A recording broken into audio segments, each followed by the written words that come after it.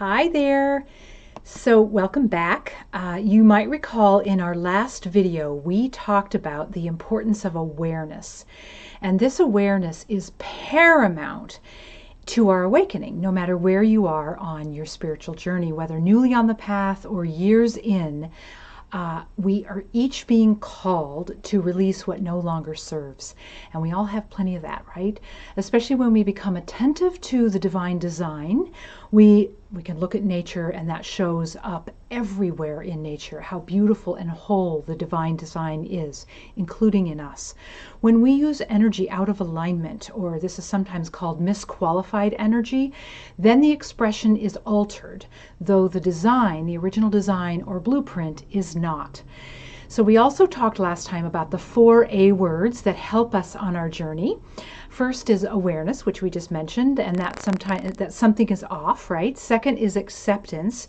So rather than running from the scary thought, we use our tools to transform, which we'll learn now.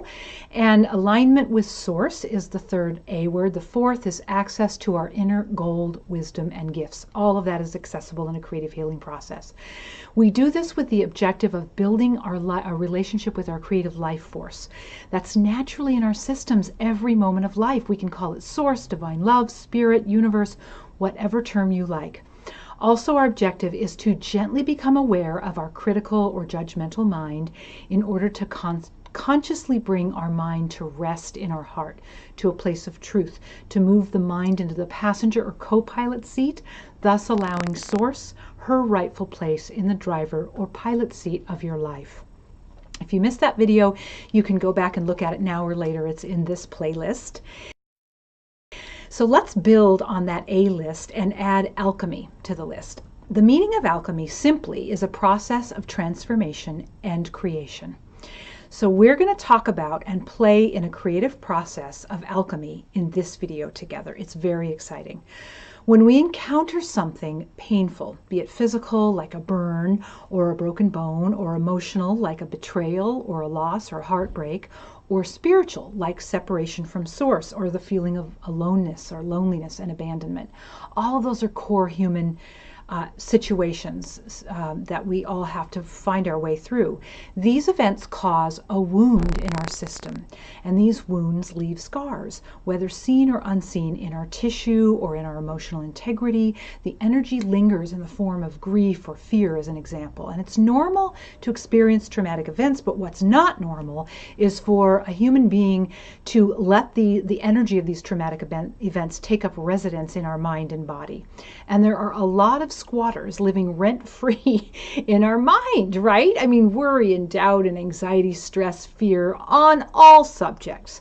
And I notice that a spirit-centered woman tends to think that because she's spiritual, that that's all she needs. And while that's definitely vital, she also needs to bring her mind to rest on every subject. One wound, one thought, one emotion at a time.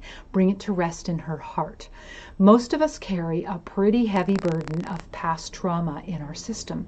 In fact, researchers are learning more about how trauma can even be passed along in our DNA through our lineage, that there's a vibrational continuum, if you will, along which we have small, medium, and big tangles of energy in our system that represent various traumas until we bring them to rest, until we release them out of our system.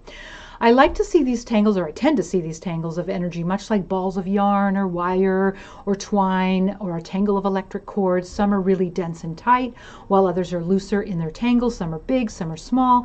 And what that means is that the circulation of blood, nerve impulse, lymph, chi, intelligence in our system can either try to get through that tangle or have to figure out how to go around or get blocked by it. And you might be able to see this in your mind's eye, these tangles or these dense balls.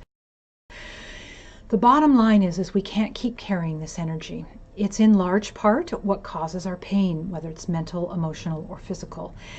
And here's a wonderful quote: "Don't build a wall around your own suffering, or it may devour you from the inside." And that's by Frida Kahlo.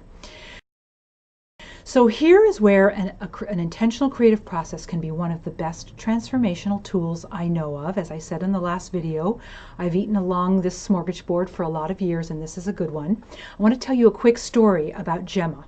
She's a spirit-centered woman, about 58 years old. She's worked full-time in corporate for several decades. She's overweight, single, incredibly creative, although she is so disconnected from that part of her, which is common for a lot of us. Has a huge heart and a fairly low self-esteem. She was very reluctant to play on this creative healing process playground, but she did it anyway. She says now it's because she had tried everything else. Nothing was working. She'd get all excited about something new and get hopeful, and then she'd sink back into disappointment and even despair because she'd end up back at square one again in almost every area of her life: health and weight, her sense of self-worth, abundance, fulfilling work, and a love relationship that she craved and ached for a lot. So here's what she had to say after just 4 sessions, and she's continued on more than 4, but just after the 4th session, she said, this is her talking, "When the old familiar emotions of anger and fear come up, which show up in my life as depression, overeating, and hibernating, often it was all I could do to just go to work and come home. I felt so incredibly stuck all the time, and it started to feel suffocating. Knowing I had the journal page or the canvas to hold my stuff, I would just sit with my anger and let it be what it is, what it was. I've never done that before because I was always too afraid it would hurt me or that I would drown in it. But I realized it's just a thought, and part of what I guide, now this is me talking, part of what I guide women to do is not resist what's there. So then she would say to herself, well, what if I walked toward this anger instead of running from it? What if I turned toward the thought and didn't resist it? If I just let it be what it was and just be aware of it, accept that it happens to be there. Can I give it my attention? Can I practice not distracting myself with something else? Can I stay with it and see what else I might become aware of in the staying with it? Can I ask it what it needs? Does it need a breath or to soften or some movement to open? Or could it be sound? Do I need to hum or sing something to untangle the energy? Sometimes it was just tears. Can I allow what comes to simply be okay?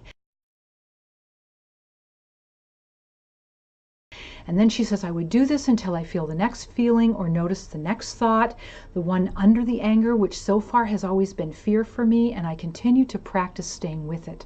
I tell myself I am safe. I invite source, which always feels soothing. And then I go to my journal or the canvas when I have more time, and I make the marks that feel like being on the page. I pick the colors that light up for me, and I let this anger and fear and pain and old tight energy move through me until it feels like it's run its course, which it always does if I stay with it. And there may be more than one course, but I ask, is this course complete for now? And then I ask Spirit for the wisdom that the anger and fear has for me. What would it have me know? What message of intelligence is at the center of the feeling or thought or sensation? And this has been surprisingly magical. It really does come, and I always feel lighter after creative process. And the best part, the shifts are permanent. And I'm so grateful for this, I barely have words. And that's what she has to say. I'm saying now, emotions and scary thoughts that don't receive this kind of attention and care seeps out unconsciously, and we become irritable, anxious, worried, impatient with our loved ones, snippy with our coworkers, critical of ourselves, and exhausted. And when it does receive this care and attention, this level of care and attention, well then your anger and fear becomes your wisdom. When you alchemize this energy, it can guide you to make healthy choices, high-minded decisions. It gives you access to self-acceptance and more meaning in life. It allows you to connect with your creative life force and inner guidance. And this level of creative alchemy can change everything for you, for others, and for all of humanity. One paintbrush, one stroke at a time. After about 2 years of creative healing processes and practice, says Jenna decided to leave corporate. She's become a consultant. She lost 35 pounds, and she's now dating a man who's a strong candidate for a possible long-term healthy relationship, a healthy partnership, which is her dream, right? And she's been on this journey, excuse me, for over 2 years. And goddess bless her, She stays with herself. She engages in creative processes, journals, and follows her inner guidance. And it's the best way I know to create a body and life that we love. And she's the first to admit that it was scary at first. She often wanted to give up and run the other way. But remember, it was her sense of desperation that gave her just enough to not give up, to stay the course, one foot in front of the other. One day Jen and I were talking, I remember, and it was important, I felt like it was important that she know that any emotion or thought has particular vibration of energy. So anger is a particular measurable vibration, fear has its own vibration, grief, etc. And the thing is, vibrations can't hurt us. It may feel like the emotion or the thought or the vibration will swallow us whole, but that never happens. The other important thing to keep in mind is that if becoming aware of an emotion or thought, then we can trust, if we become aware, then we can trust it's ready to be released and shifted. Otherwise, it wouldn't be coming up to our awareness, period. And here's what I've learned in my own journey and in helping hundreds of other women. When something is up or in your awareness, then it's ready to be released. Upon release, then we get to reclaim another part of ourselves that's true and part of our divine design. And that's one of the most empowering, liberating feelings I know. And this empowerment builds momentum over time. And a creative process facilitates this beautifully every time we engage. The wound is the place where the light enters you. Rumi. So what we're going to do next is a simple creative process for a wound. And I say simple because I would be doing you a disservice to ask you to bring, in this short video, to bring your wheelbarrow of thoughts and emotions to the page or canvas. Our time is too short. There are layers to this stuff. So there's always ways to access everything we need in the intelligence of our body. But we're going to start small and build from there. And this is really important. And also, it's not really easy to do this by yourself in the beginning. I sought out guidance and direction for years until my own muscle was strong enough to do it on my own, which it is now, and it's why I teach others. So not to worry if you do feel called to alchemize more of what's in your wheelbarrow. I'll be sending out more information on that, and I'm forming a sacred circle where we'll be doing exactly that. And it'll come to you in a couple of weeks via email, so just watch your email for that. The other thing I want to say is that if while you're engaging in a creative healing process, especially in the beginning where it feels the most scary, you feel like your thoughts or emotions are coming up fast and furious, because remember, bound up energy is always looking for a way to unravel, untangle, and flow in safe ways, flow out in safe ways and be released, such as through a creative healing process. But if you're not sure how to proceed, reach for gratitude. Be grateful for anything in your space that's honest for you. And the reason why is because gratitude is a very powerful energy. Research knows that it alters our brain in a number of very beneficial ways, such as triggering the release of mood-regulating neurotransmitters like dopamine, serotonin, norepinephrine, and oxytocin. It also inhibits the stress hormone cortisol and stimulates a part of your brain, the hypothalamus, that's involved in the regulation of stress. So it's also the same part of your brain that produces pleasurable feelings. So there's a lot to access by doing a process like this. I also want to say, as a disclaimer, don't engage in this part of a creative healing process if you sense you need to be under professional care. Be smart about it and get the care you need so that you have a support net, right? And then come back and engage. But if you feel strong enough, and most of us actually are, then let's go. Let's go play on the canvas.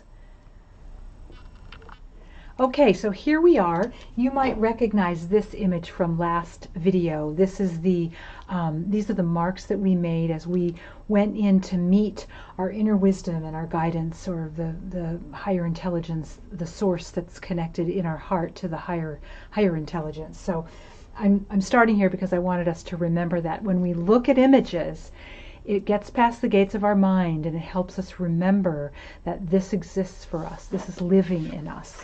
So we're going to start a new page, and the very first thing we're going to do is we're going to start by blessing the page.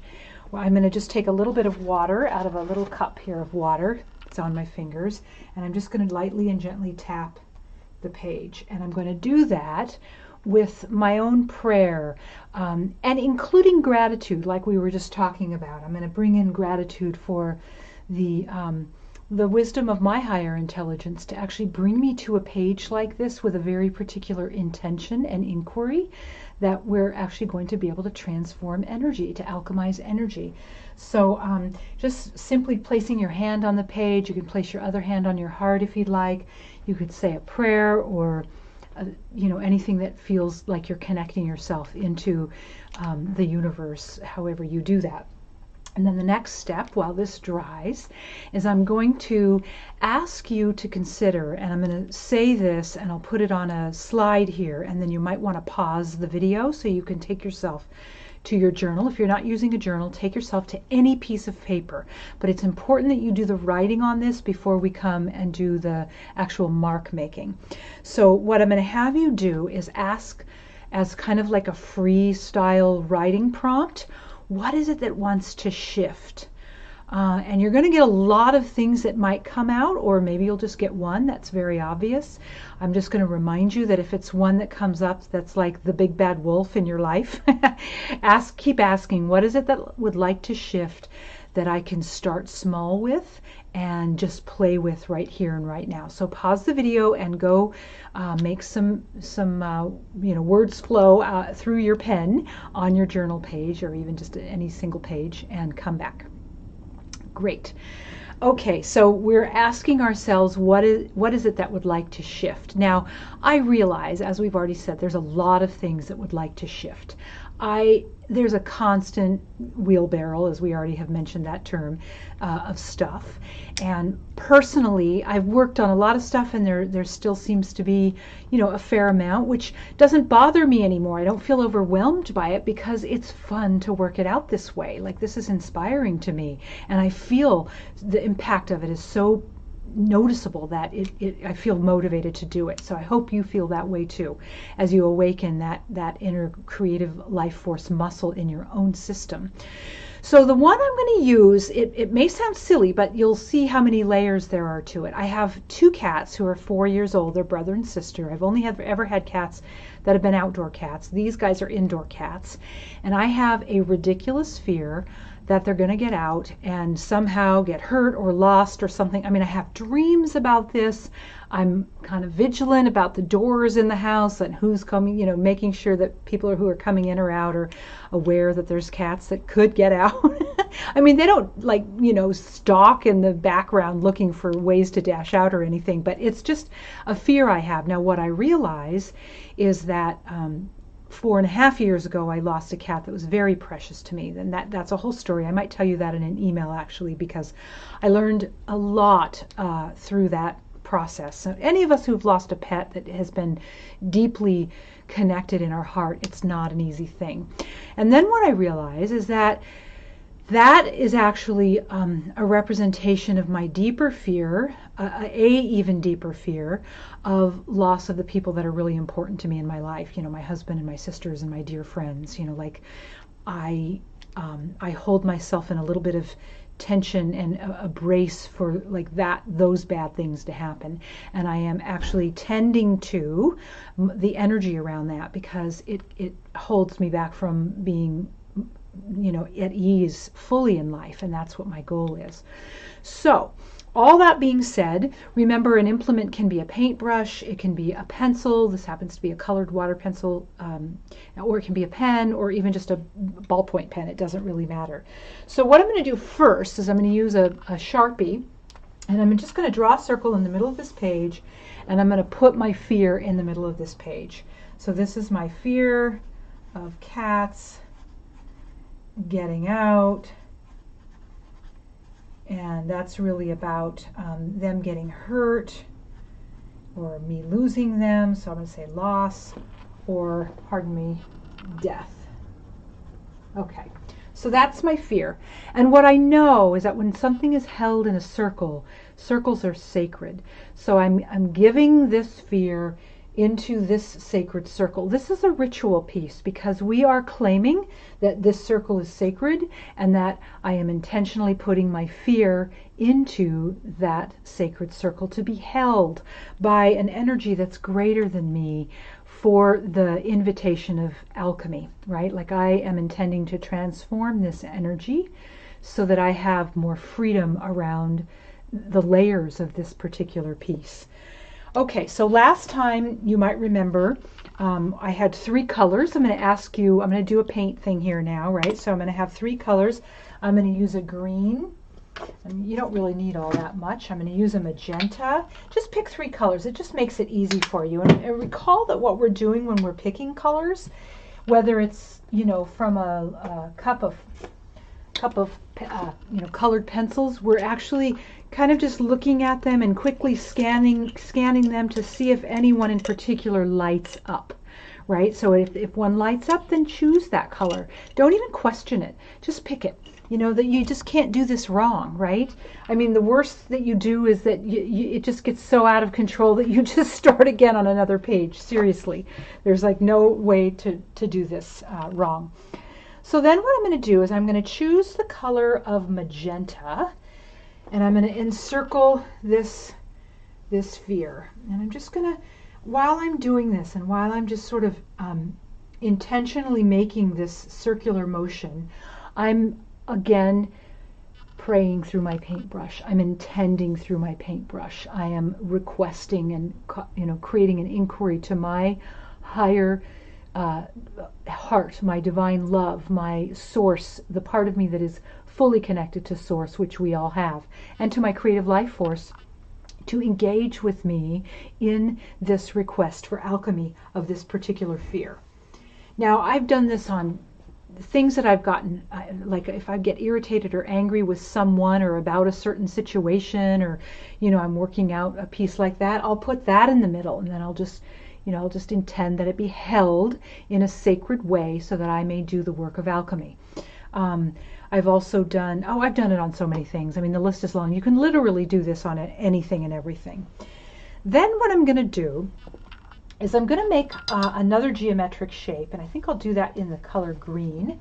And that shape is going to be the shape of a triangle. And I'll tell you in a moment why I'm doing that. Because here's something to know about the transformation, the transmutation, and the alchemy of energy. We're on a planet of polarity, right? There's night and day, sun and moon, love and hate. Everything has an opposite. That's the yin-yang that comes out of the Chinese wisdom. But I mean, it's the wisdom of nature, right? So it's not like the Chinese have a monopoly on yin-yang. That's just the term they use. But what we now know is that when you take 2 polar opposite energies, so we're going to put one energy here and its opposite here, and I'll tell you in a minute what I mean by that, then there's the possibility, and this is what happens in the alchemy, for a third energy it's a transcendent third energy from these 2 polar opposites to be offered and given and you know, have it be an energetic outcome of the alchemy and its wisdom, right? So what I'm going to do is I'm going to just write on this side. I have fear. I'm going to make this really simple. So this is my fear, the fear of the cats getting out. I mean, we could call it, you know, fear or loss.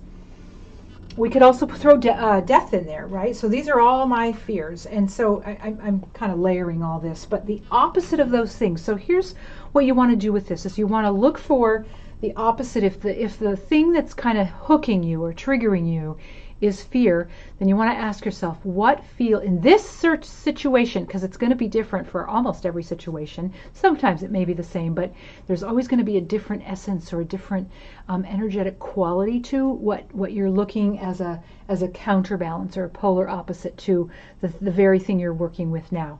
So what is the opposite to me of fear of the loss of my cats? And what comes up is trust. I really do. What I'd really love to feel is a trust in their well-being, right? So I'm going to put trust on this side. And trust actually is a common one that's opposite for me, a dual opposite, polar opposite for me with fear. Loss, I'm going to say gain, because that happens to be a polar opposite for me, although there's the gain is that I keep them for many, many years versus losing them to the big bad world, right? We live on a street that's has a lot of cars that go very fast. So anyway, I could go on about that. So, and then the opposite of death to me is life. So, so those you can see are polar opposites. Now you may not be able to see those words very well, but so on the one hand, and I don't know why, but I tend to put the sticky thing that I'm working with on the left, and then on the right I put its opposite. And I'm just identifying that, right? I'm just identifying that I have this fear, and I recognize that a polar opposite and the feeling sense of a polar opposite for fear for me in this circumstance is trust. It's trust in the well-being of my cats. And then I hold those energies with grace. I don't resist the fear. I don't invite trust in. I just allow them to be an energetic polarity out of which a third transcendent energy of wisdom will give itself, give its awareness to me. I will get insight to that. The wisdom will present itself, either literally on the page, it'll drop in, it'll happen in my journaling, it'll show up in a song, it'll just pop in when I'm folding laundry tomorrow morning. I mean, there's many ways that it'll pop in. But the key here is to hold the energy gracefully, not with angst. And this does require a little bit of trust, and you'll build that muscle of trust that this will happen for you the more you do it. And then you can come back to the canvas with your paintbrush if you like, and you can create a place up here. You can do this any number of ways. I mean, you can make like a V like this, like you're saying yes to the universe.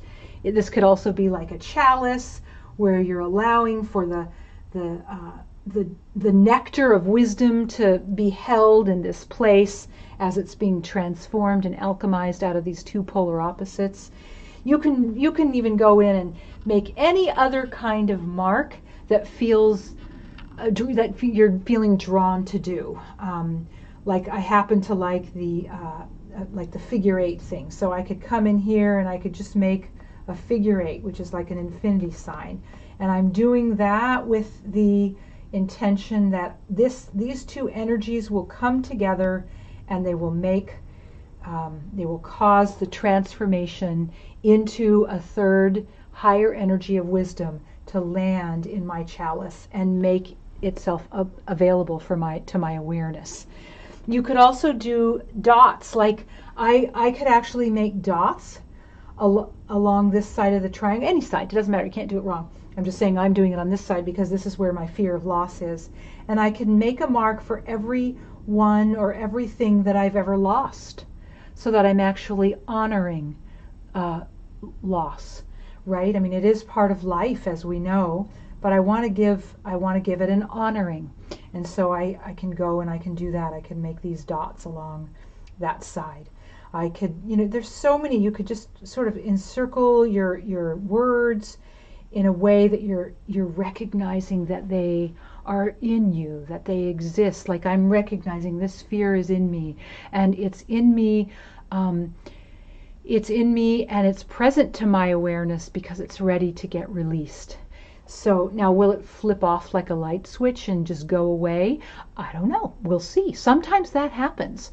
But because I know this is actually sort of a layer of a deeper piece, it probably won't flip off like a light switch. But that's okay with me. I'm happy to work with this until I have the freedom around fear of loss or fear of the people that matter to me dying. So anyway, you can do all these kinds of things. You can do any other kinds of decorative stuff. You can collage pieces on here that feel part of this particular story. I happen to love the lotus flower too, and I'll tell you why I do, and you'll hear this more than once from me. So I'm just going to draw a little lotus flower here, because the lotus flower grows up out of dark, dank mud, right? So down here is the dark, dank mud. We'll call all of this polarity dark, dank mud, right? So up out of that dark, dank mud grows a most beautiful blossom of a lotus flower. She's pulled up by the light. She's actually being nourished by the mud. And that, at one point, some number of years ago, gave me this whole visual about how compost. A lot of gardeners like to compost. I happen to be one of them. How you can throw kitchen scraps and dried leaves in the compost and turn it, and life, like the cosmic forces, will turn it into a very nourishing soil. A lot of gardeners call it black gold. So here we are mining our gold out of our crap, right? So that's another way of looking at it. So I'm going to set you free to play with your page. If you've decided to do it on a larger canvas, then that's great. You have much more space to play on. But what I'm going to ask you to do, well, I'll come back after in another segment, and I'm going to actually give you some journal prompts to mine your gold, to access the insights that this piece would have you know.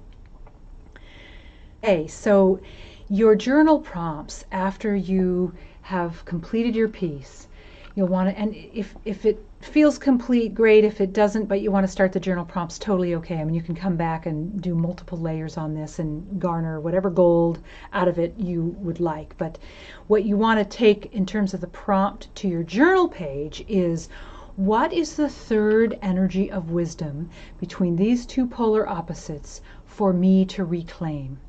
And this is your gold. This is where you'll get to mine your gold. You can ask it another way and say, just looking at your piece, right? You could sit with a cup of tea like we talked about last time and just say, what is it you would have me know? What do you know that I don't know? And then just free write and this is one of the best ways to build the muscle of listening to your inner wisdom and to allowing that still small voice that is our guidance, that is connected to source, to have a way to be in dialogue with you. So often our mind is so loud and screams for our attention that still small voice isn't very available to us. And this is one of the best ways to build that muscle. And don't worry if it's hard at first, because as long as you keep showing up, your mind will eventually say, okay, all right, she's not going to let this one go, so I will be quiet now. And I guarantee you that will happen as long as you don't give up. In the releasing of one energy and its opposite, so we identified one energy and then found the opposite, along with your intention and your invitation and the grace of life and love herself, in this transformation of old energy, the reclamation of a higher energy or a higher truth that is you can be alchemized and be made aware of for you to align with.